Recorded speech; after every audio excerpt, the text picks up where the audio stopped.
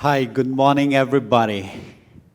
It's great to be back on TEDx platforms and amazing to be visiting your university and such a curated group of young people willing to take on life's challenges. To all the young people here, how many of you feel that you are better looking, more prepared than you were yesterday? So to say, you are at your best today. Can I see a raise of hand? Not all? Okay, all. That's what I love about young people. You feel that you can take on any challenges because you live each day to your best. That's how I define my talk as challenges that defines you. This morning I'm going to run through some of the challenges that I had undergone, challenges that really made me stronger, did not want to complain, but I always take it as something that will redefine me to be a better person. And I hope some of you will resonate with it, live it to conquer it, and make this world a better place. See, I started my life from a difficult place, not very easy. I belong not to the left side of the screen. I grew up from a very small village with challenging environment, broken classrooms, where even the blackboards were broken into pieces. The village that I came from saw electricity for the first time in 2012. Vehicle came to the village for the first time in 2012, October. Sick people are taken on bamboo stretchers to the nearest health centers. Life was tough, difficult, but I always take it as a learning experiences. Never complain so much about it. Always say, Armstrong, you're gonna make things better. And that's how, when I got posted as a subdivisional magistrate in my own subdivision called TEDxMGMU area in 2012, as a 26-year-old boy willing to do so many things. In my first interaction with the villagers, I asked them, what should we do together? They said, sir, we have been walking on this road for all years. We want you to build a road. I say, wow, that's such a humongous task. What should we do? I went to my higher-ups, asked them, sir, people needs road, we need road. No, Armstrong, such project takes a really long time. You need to first prepare DPR, you got to send to Delhi. You know, we do not have resources on our own. But I had only 1 year to be posted as a subdivisional magistrate. What do? Should I give up? Not do anything about it? Wait for the government? Came back to the people and say, okay, guys, I got some savings of about 5-6 lakhs from my previous service. My families are willing to contribute. Are you willing to come forward? One 92-year-old man stood up and said, sir, I'm going to give you my 5-month salary, which comes to about $1,000 because I get about 200 rupees a month as an old age pension. One widow stood up and said, sir, I do not have money, but I'm going to give you all the firewoods that the laborers would need it for their cooking. And that's how we started the journey of something called the People's Road, and over 9 years of working day and night. From sunrise till sunset, people comes up with their spade and dowel and work together. I go and spend time with the workers. And on 17 February 2013, we inaugurated something called the People's Road, and it really happened.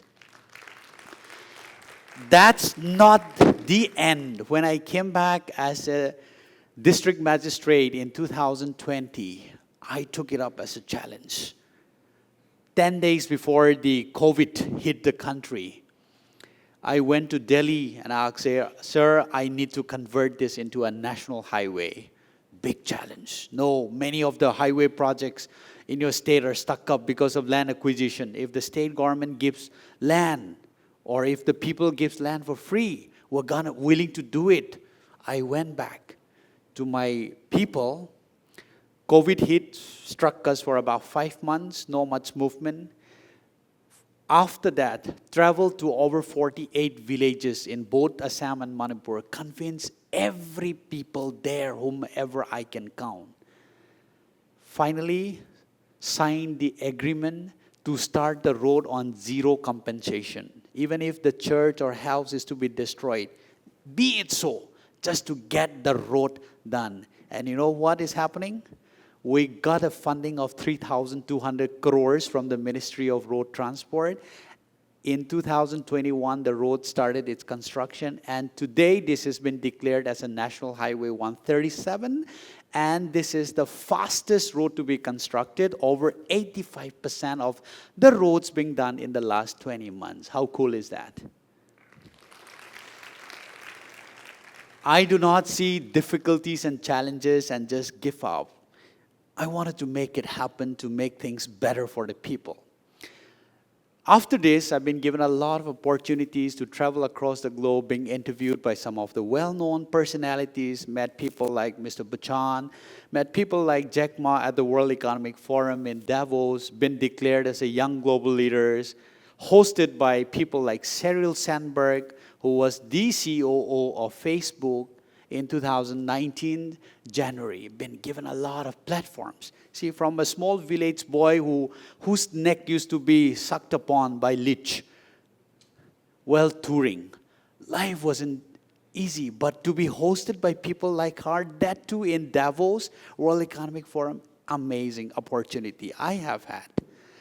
So one fine day, after around 3:30, I was taking a break in the office, and I was looking out of my office window in my district headquarters. I saw thousands of kids coming back from school. So it suddenly appeared to me again, Armstrong, you used to be, as a kid, wanting to see how the DC office functions and what type of food the DC would be eating. Why not give these children a chance to see how your office functions, what type of food does DC eats? And I'm sure none of you can just go into DC office just like that, or just go into the DC's bungalow just like that, right? It's difficult. So I came back and wrote a letter to the school principals. I'm willing to take 40 students every second Friday, send them to my office. After interacting with them for an hour or so, I'll take them to dinner at my bungalow. Over 18 months, I have been able to interact with over 1,000 kids, amazing ideas. I was able to spark a great vision in many of these kids. Believe me, these ideas have spread across the country. Many of the district magistrates, subdivisional magistrates are taking these initiatives in different formats. And I'm happy I've been able to inspire so many young people. For about 10 months, I was posted as the Director of Youth Affairs and Sports in the government of Manipur. I was looking, what should I do? Looking at the state government's budget, it wasn't much. I really wanted to do a lot of things. Then one thing that struck me, Armstrong, as a kid, you never get to wear a real soccer boots. I never get to kick the real football. We used to collect plastics, tie them together with sack ropes, and then, play barefoot till our foot bleeds. I said, now you're a sports director. You can certainly do something, but we did not have much fun. I did not give up there. I reached out to my friends who were working in Tata Trust, say, hey, buddy, let's do something about it. They were more than happy to come forward. You know what? We were able to launch something called the grassroots football schools with Tata Trust. 50 schools, 50 children each, impacting the life of 2,500 kids over the next 5 years by giving them all of these football boots and, kits, and also 2 coaches each. I was so touched and satisfied. This is in one of the remotest villages. But that's not the end. I wanted to replace Ronaldo and Messi with the kids from my area. So in one of the tours to Europe, I happened to visit Atletico de Madrid Football Club. They were already in touch with the Tata Trust. I said, okay, let's send our boys to this. You do the funding. We'll select the kids together. The kids from Manipur went to be there at the same football club at the rate of about 30 lakhs per year per kid. After 5 years of training, you know where these kids are now? Many of them are playing for I-League and ISL, and each of them earning about 30, 40 lakhs a year. I think that's called never giving up. Okay, I want to talk to you about identifying a talent and giving an appropriate opportunities.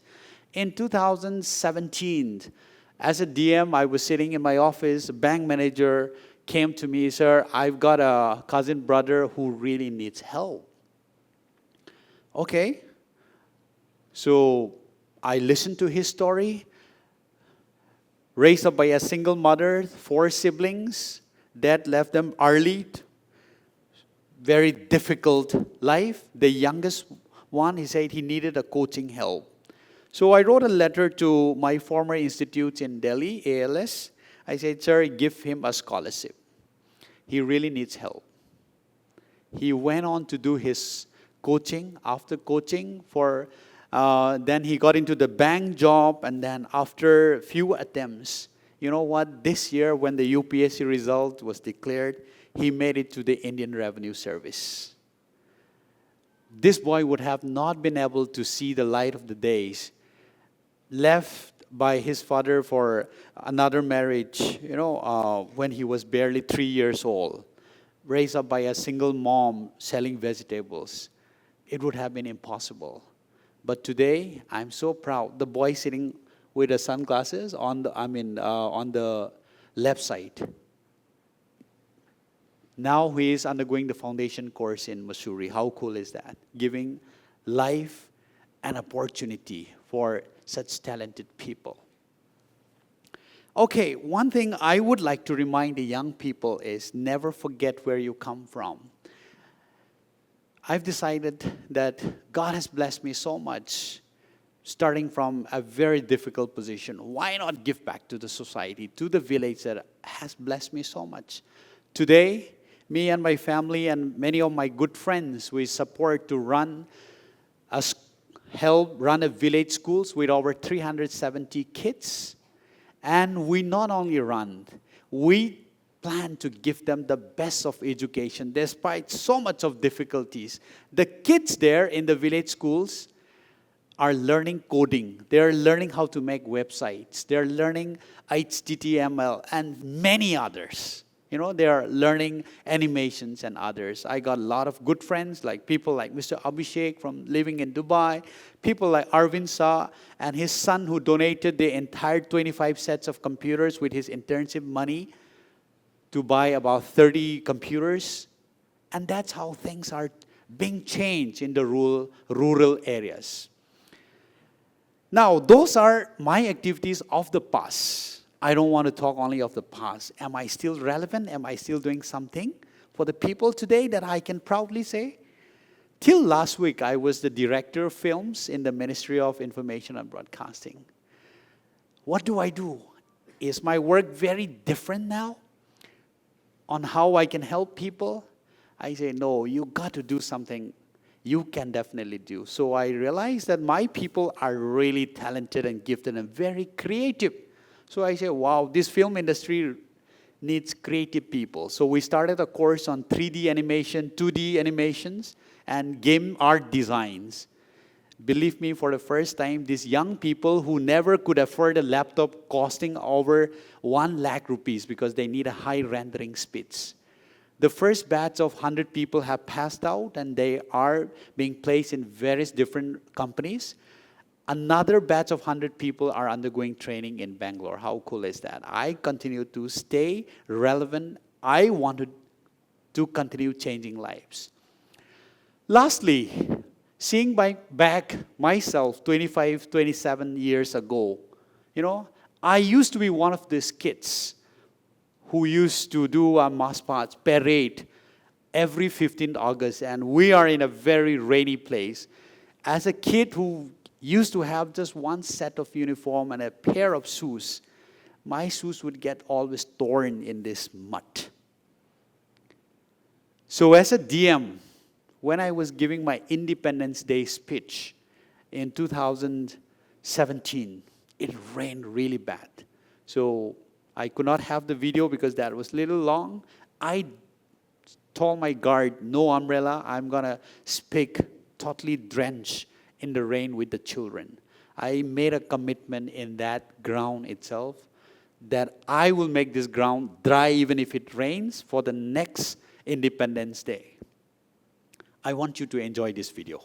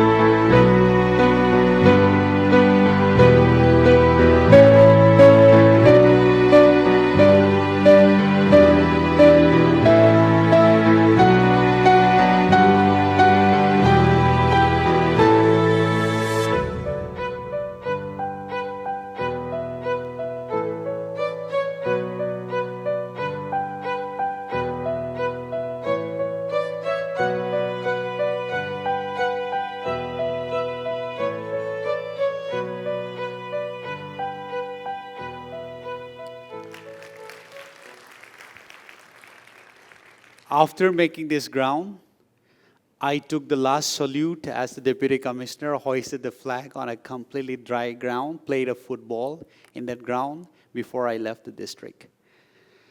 My encouragement to all the young people, however hard the challenges be in your life, that challenge, let it not break you. Let it define you and make you to be a stronger person. God bless everyone.